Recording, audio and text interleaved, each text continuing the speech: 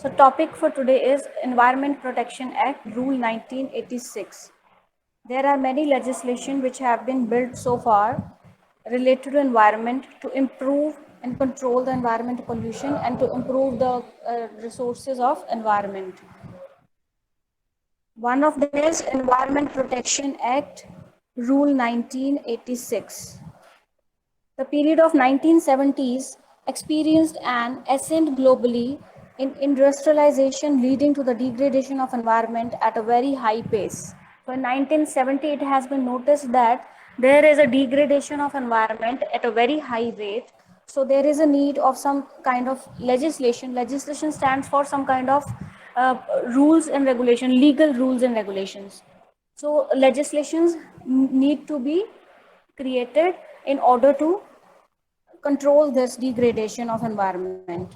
The need was felt for a combined effort towards environment conservation from all over the world, not only in India, but all over the world.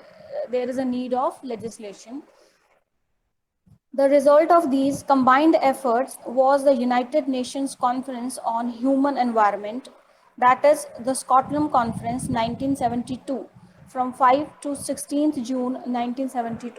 So in 1972, there was a conference held globally, like all the countries participated in it, and the theme was human environment. So the conference held in 1972.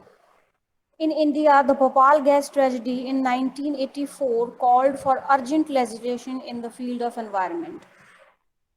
In during 1972, the discussion have been started all over the world that we have to make some legislations related to human environment. But when in India suffered the Bhopal gas tragedy in 1984, then Indian government feel a urgent legislation should be there so that this kind of tragedy should not occur in future.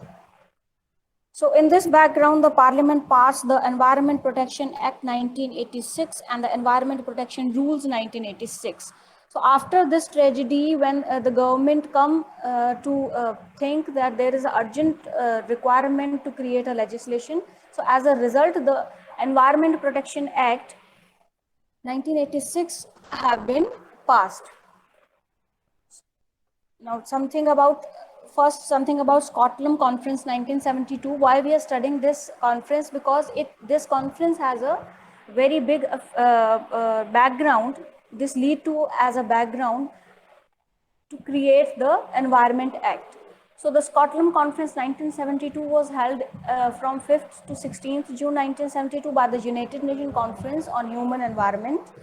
The focus of this conference was the state of global environment and the relationship between economic, science, and environment in the political context.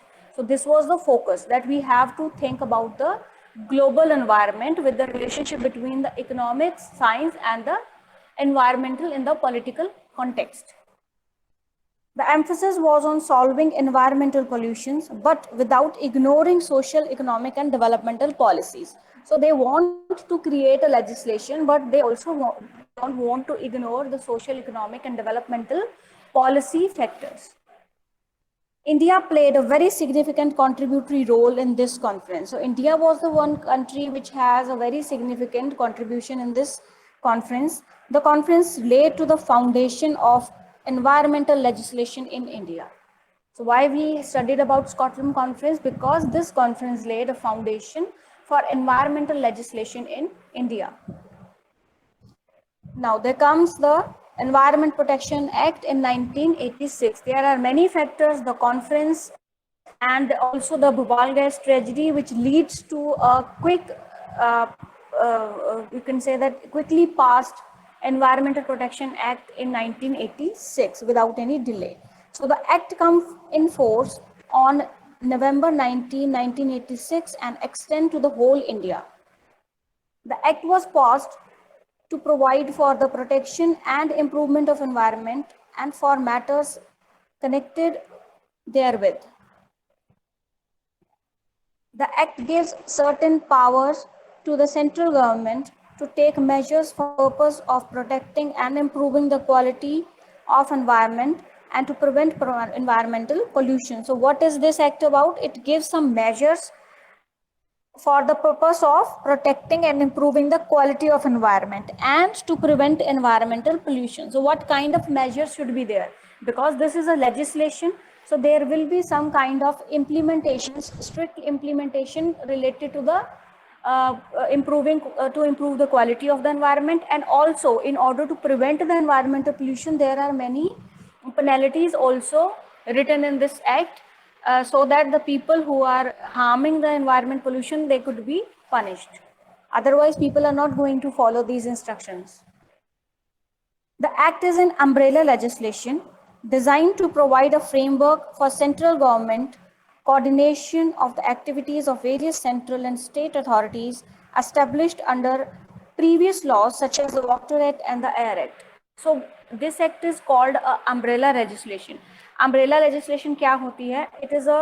It's a kind of common rules, legal rules framed as a framework का मतलब कि अगर हमने environment protection act 1986 पास हुआ है तो इसके अंदर एयर से रिलेटेड जो एक्ट हैं वो भी आ गए, water related act also come under this, soil related act also come under this. So जो भी acts हैं they come together in this one framework. So Environment Protection Act is known as umbrella legislation. Why? Because it provide a common framework for other legislations also.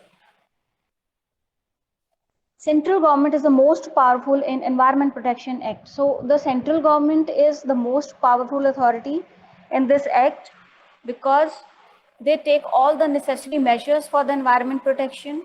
All the rules, regulations are laid by the central government only. The central government coordinates the action of state government, lay down standards of environment quality and pollutants, execute nationwide programs. So whatever programs related to environment has to be executed, it is executed in the whole country, not state-wise. Restrictions of areas of industries, etc. They can, if there is a need to put some restrictions to the industries, the act give this power to the central government, not the state government. Central government passes the order for a particular industrial area if they need to put some restrictions on that. Inspecting industrial premises, preparation of the manual codes and guidelines. The central government may appoint officers and entrust from with such powers and functions as it may deem fit. So there is a section 4 under this act, section 3 and section 4. It was written here in the PPT also, you can see my cursor. Section 3 and section 4, these two sections give this view that central government is the most powerful under Environment Pollution Act. Like all the measures to be taken will be designed by the central government and will be implicated to whole country. So now we are talking about some of the important things given provided under this act. The first thing is there are some definitions laid down. What is environment? So environment includes water, air and land. According to the legislation, environment includes water, air and land and the interrelationship which exists among and between water, air and land and human beings, other living creatures, plants, microorganisms and property. So when a legislation laid down a definition of something, anything, according to this act, they have laid down a definition of environment. So it becomes a part of legal rules. So anything written under this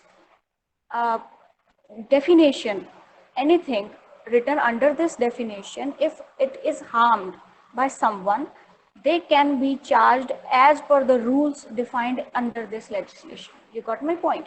इस definition में जिस चीज का नाम आ गया, for example, water, air, land, human beings, living creatures, plants, microorganisms and property. अब इन चीजों को अगर किसी भी तरह का हार्म होता है या जानबूझ के हार्म पहुंचाया जाता है तो उस चीज की पनिशमेंट जो भी इस लेजिस्लेशन में लिखी गई है इम्प्लीमेंट हो सकती है बिना किसी क्वेश्चन के.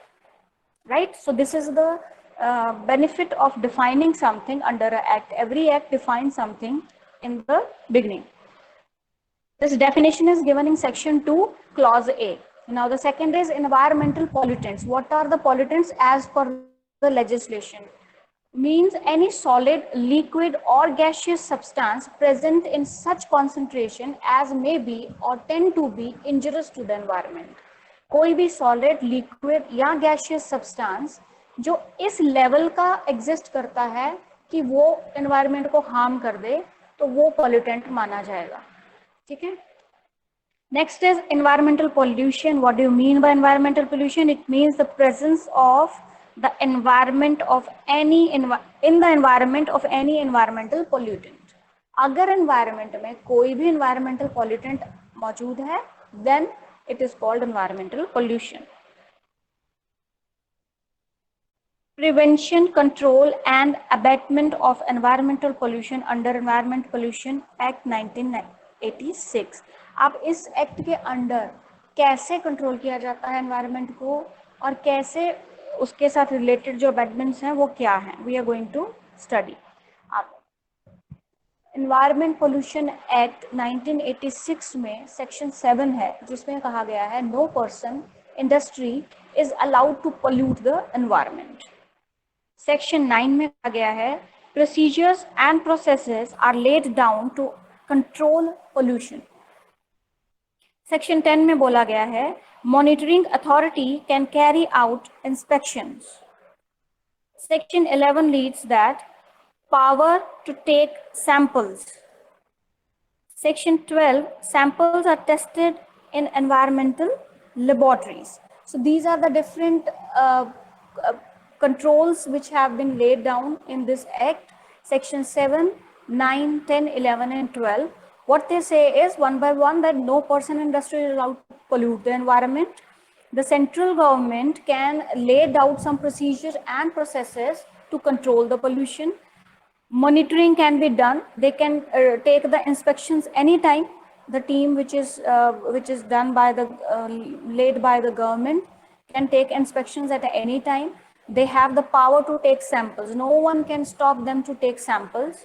Samples are tested in the environmental laboratory. So these things have been laid down. These rules have been laid down in this act. Now, penalties and punishments. What kind of punishments should be there if someone is found polluting the environment? Whosoever contravenes the provisions of the act, maximum punishment is up to 7 years and penalty is up to 1 lakh rupees or rupees 5,000 per day for continued offense.